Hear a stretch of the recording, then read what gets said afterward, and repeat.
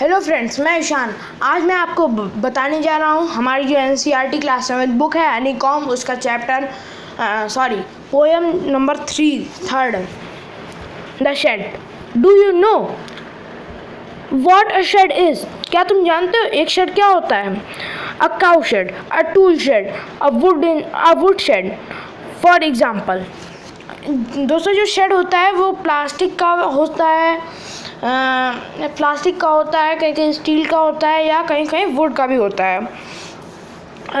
यहाँ पे जैसे दिया है अ काउ शेड, मतलब कि गाय का जो बाड़ा वाड़ा होता है, हम लोग हिंदी में बाड़ा कहते हैं, इंग्लिश में शेड कहते हैं। A cow shed, a tool shed, जहाँ औजार वगैरह रखे जाते हैं। A wood shed for example, मतलब ये एग्जाम्पल के लिए थे आपके। इट्स अ स्मॉल रूम, ये एक छोटा रूम होता है। Away from the main house, हमारे जो घर से थोड़ा ही दूर पे होता है। फॉर स्टोरिंग और कीपिंग थिंग्स, सामान रखने के लिए या स्टोर करने के लिए होता है। एनिमल्स, टूल्स, व्हीकल्स एक्सेट्रा, जानवरों को रखने के लिए या टूल्स को रखने के लिए या व्हीकल्स को रखने के लिए, गाड़ी वगैरह रखने के लिए वगैरह वगैरह।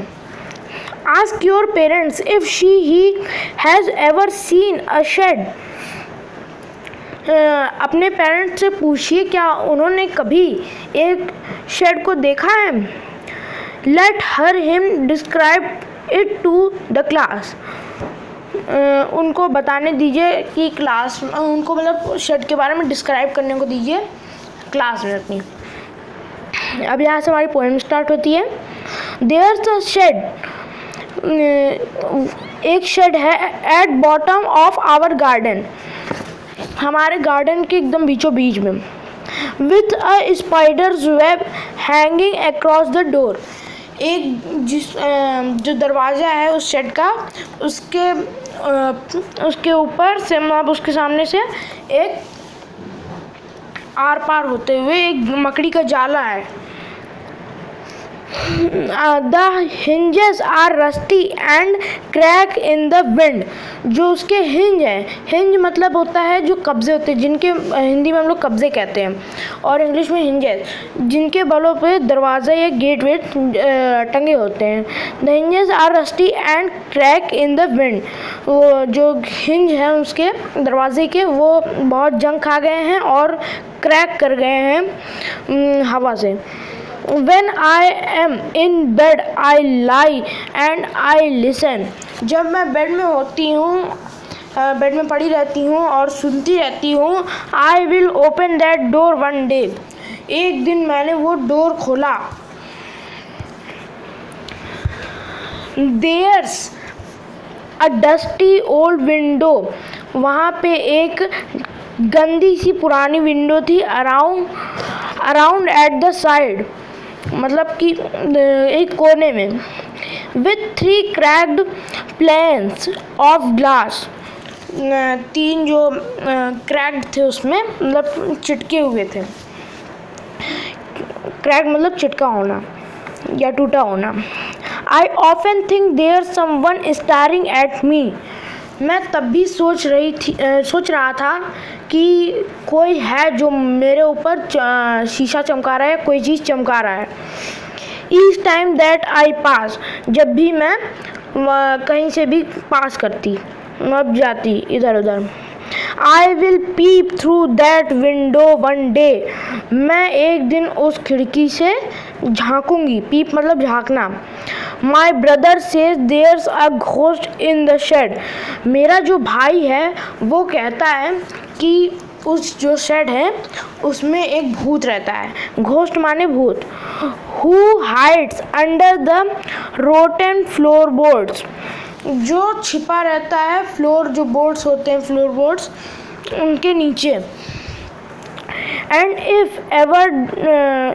If I ever dares to set foot inside, और कभी भी तुमने उसके अंदर जाने की कोशिश की तो वो जो घोस्ट होता है, he will jump out and chop of my head, वो तुम्हारा जो हेड रहेगा उसे फाड़ देगा या खा जाएगा या फोड़ देगा। But I will take a peek one day, मगर तब भी मैं उस खिड़की से मैं एक दिन झांकूंगा ज़रूर। I know that there isn't really a ghost, मैं ये जानता हूँ कि कोई असली में घोस्ट वगैरह नहीं होता है, घोस्ट माने भूत। माई ब्रदर टेल्स लाइज, मेरा जो भाई है वो झूठ बोलता है। To keep the shed for his den, ताकि वो अपना अड्डा बनाए रहे उस शेड को। There isn't anyone staring on or making strange noises, वहाँ पे कोई नहीं है जो लाइट वाइट चमकाता रहता है या भयानक आवाज़ें निकालता रहता है। स्ट्रेंज मतलब भयानक। And the spider has been gone from his web, जो स्पाइडर है वो अपना जाला जो होता है, वेब मतलब जाला, उसे छोड़कर जा चुका है। Since I don't know when, इस मतलब मैं ये नहीं जानती कब। I will go into that shed one day soon, मगर मैं एक ना एक दिन जल्दी ही उस शेड में जाऊंगा। बट नॉट जस्ट येट, मतलब अभी तुरंत नहीं। तो दोस्तों यहीं पे हमारा चैप्टर ख़त्म होता है, पोएम जो है। फिर यहाँ पे ये आता है हमारा question answers, working with the poem. Answer the following question. First है, who is the speaker in the poem. तो यहाँ पे Franklin is the speaker in the poem. Is he afraid or curious or both? So यहाँ पे he जो है मतलब इसमें he आएगा। he is both because in this line last line he is afraid and always I often think, यहाँ पे देखिए आप देख सकते हैं इन दिस लाइन, यहाँ पे ये डरता हुआ दिख रहा है, डरने की भावना है। और यहाँ पे सोचता है कि I often think there someone starring, और I will peep through that window one day, मतलब मैं एक दिन झाँकूंगा, मतलब इसके क्यूरियोसिटी भी है इसमें झाँकने वगैरह की। इसके बाद थर्ड क्वेश्चन है व्हाट, झाँकने का मतलब कि हम जाएंगे एक दिन। फिर थर्ड क्वेश्चन है व्हाट इज शी ही प्लानिंग टू डू सून, मतलब कि जो स्पीकर है ही वो क्या प्लान कर रहा है जल्दी ही करने के लिए। तो इसका आंसर हो जाएगा he is planning to go into that shed one day but not yet, one day soon but not yet. उसके बाद फोर्थ है but not just yet suggest doubt, मतलब कि इसका आपको डाउट मतलब कि क्या इसका मतलब होगा बताना है। वो डर रहा है कि हेजिटेशन है उसमें, या लेजीनेस है, आलस है, और समथिंग एल्स या कुछ और है, कुछ और बात है। Choose the word which seems right to you, ऐसा वर्ड चूज़ कीजिए जो आपको लगता हो कि सही हो।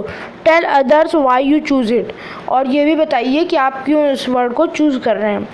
फिर यहाँ पे है second question, is there a room in your house और a house in your neighbourhood, क्या आपके घर में कोई ऐसा रूम है या आपके नेबरहुड में कोई ऐसा घर है।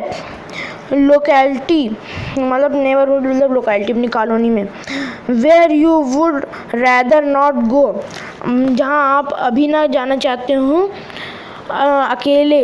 एंड नेवर एट नाइट, और कभी भी नहीं जाना चाहते रात के समय। If there is such a place and a story to go with it, let others hear all about, मतलब बताइए कि अगर कोई इसके पीछे स्टोरी हो तो अपने सबको बताइए कि इसके पीछे क्या बात है। तो दोस्तों यहीं पे हमारा चैप्टर ख़त्म होता है। Thank you.